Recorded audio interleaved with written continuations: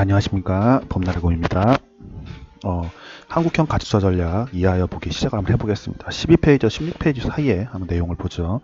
내용을 보면은 주식시장의 시작에 대해서 얘기를 합니다. 주식시장이란 무엇인가 이야기를 하는데, 실제로 주식시장은 무엇인가를 알려면 진짜로 이제 세계 최초의 주식시장을 보면 되겠죠. 세계 최초의 주식시장은 네덜란드에서 시작이 됐습니다. 여기 세계 최초의 증권거래소가 거기서 열리죠.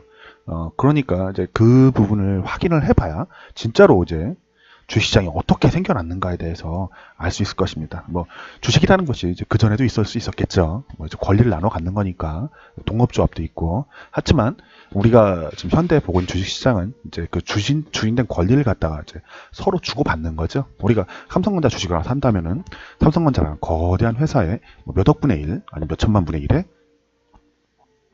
그 권리를 가지고 오는 겁니다. 그럼 왜 이런 게 생겼는가 한번 생각해 보겠습니다. 책에서는 되게 이제 설명이 잘 되어 있습니다. 그 한국에 비유를 해서 잘 들어있지만, 저는 이제 그걸 떠나서 현실적으로 저 책에 나와 있는, 그러니까 세계 최초의 증권거래소라는 책에 나와 있는 이제 내용을 한번 갖고 이야기를 해보고 싶습니다. 네덜란드는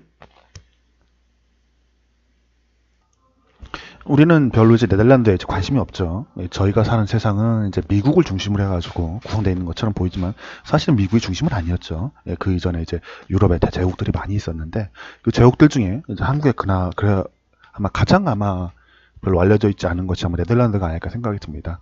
네덜란드는 이제 한때 이제 스페인의 속국이었죠. 스페인 지금 저희가 알죠. 에스파냐, 스페인 뭐 이렇게 하는데 거기에 속국이 아닌 한 지역이었습니다. 지금 네덜란드가. 근데 여기가 이제 독립을 하면서 이제 어마어마한 경제력을 보입니다. 이제 경제력으로 전 세계를 이제 거의 석권을 합니다. 무역을. 근데 이제 네덜란드에 무역을 하는데 여기 그림에 나와 있지만 네덜란드가 이제 동인도 쪽, 이쪽이 동인도 쪽이죠. 동인도, 이게 인도고 인도로 가는 그 무역로를 이제 개발을 하려고 합니다. 개발을 하기 위해서 동인도 회사라는 것을 만들게 됩니다. 이유는 이쪽에 미국을 발견을 하면서 이쪽을 미국을 처음에 인도라고 생각을 했었거든요. 처음에 유럽 사람들이 미국을 처음 갔던 것이 인도로 가는 항로를 가기 위해서 찾기 위해서 시작을 한 거라서 서인도 제도라고 여기 있죠. 카리브해 쪽에 이제 이쪽을 서인도 쪽이라고 봤었고 저기 동쪽에 있는 인도라고 동인도라고 봐가지고 동인도로 가는 특별한 회사, 정부에서 허가한 회사를 만들어줍니다. 사실 지금 저희가 알고 있는 주식회사들도 전부 다 허가를 신청해서 정부에서 인허가를 해준 거죠. 근데 이때는 독점 권한을 줘가지고 정부에서 이렇게 할 수 있게 해줍니다. 일종의 이제 국가 사업이었죠. 국가 사업이었는데 여기서 이렇게 배를 타고 가서 뭘 가져오죠? 향신료를 가져옵니다. 그 당시에 뭔가 후추 아니면 정향, 육두구 뭐 이런 것이 있답니다. 저희가 후추는 지금도 먹고 있죠. 그 후추 맛을 갖다가 음식에 타 먹으면은 사람들이 그렇게 좋아했답니다. 그래서 그걸 위해서 회사를 만들어서 그거에 대한 이제 특별한 독점권을 주고 갔다 와라 했죠.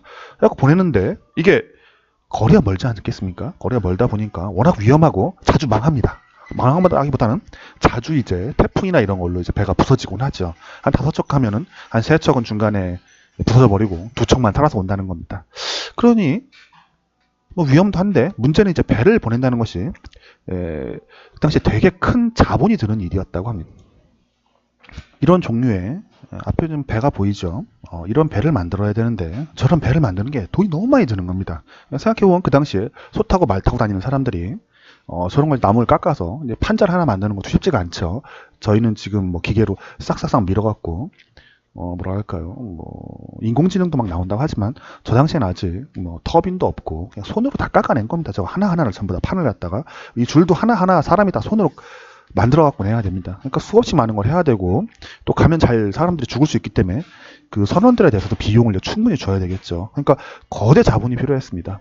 근데 이거 걷잡을 하다 보니 혼자 돈으로 어려운 겁니다. 지금 생각을 해보시면은 크리스토퍼 콜럼버스 이야기가 좀 많이 유명합니다. 콜럼버스가 처음에 이제 미국을 가고 싶었는데 미국을 가려니까 뭐 개인 돈으로 못 가는 겁니다. 거의 국가 단위의 이제 지원을 받아갖고 갔어야 되는 거죠, 돈이. 그래갖고 이제 포르투갈에 가서 또 스페인에 가서 돈을 좀 지원해 달라고 해서 결국은 포르투갈에 돈을 지원을 받아가지고 국가 사업이었던 거죠. 지원을 받아서 배를 몇 척, 정말 조그만한 배를 몇 척 얻어가지고 그걸 가지고 서쪽으로 계속 가서 미국을 발견했다는 이야기가 되게 유명하죠. 그 당시로 보면은 이제 거대한 자본이 필요했고, 그 자본을 혼자는 모을 수 없으니 여러 사람에게 쪼개서 모으자 했던 것이 바로 주식회사의 근본이 되겠습니다.